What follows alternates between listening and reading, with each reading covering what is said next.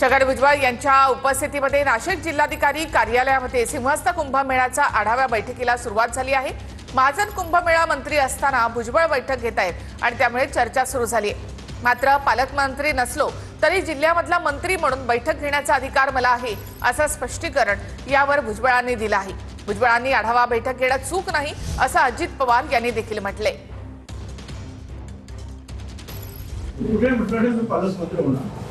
तो आढावा बैठक किंवा माहिती घेतली त्या कामाची, म्हणजे त्या कामाचा मी काय प्रमुख होतो किंवा कुंभमेळा प्रमुख होतो किंवा पालकमंत्री असेल नाही, आपल्याला दर्पण आहे ते फक्त तो लहानपणापासून मी तो कुंभमेळा पाहत आलेलो, तो अधिकार 100% आहे। त्याच्यासाठी मला पालकमंत्री व्हायला पाहिजे किंवा काय अशातला काही भाग नाही, म्हणून मी जातोय। पत्रकार मित्रांनो, तुम्हाला काय त्रास होतोय त्यांनी आढावा घेतला तर मला एक काही कळत नाही।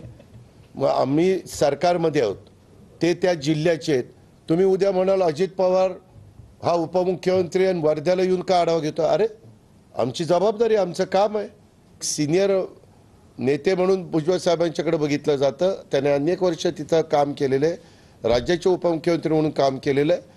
उद्याच्याला आढावा घेऊन काही महत्त्वाचे प्रश्न जर त्यांच्या समोर आले आणि ह्याच्या संदर्भातली कमिटी उद्या सीएमच्या अध्यक्षतेखाली असेल तर तिथं मुद्दा मांडायला सोपं जातं।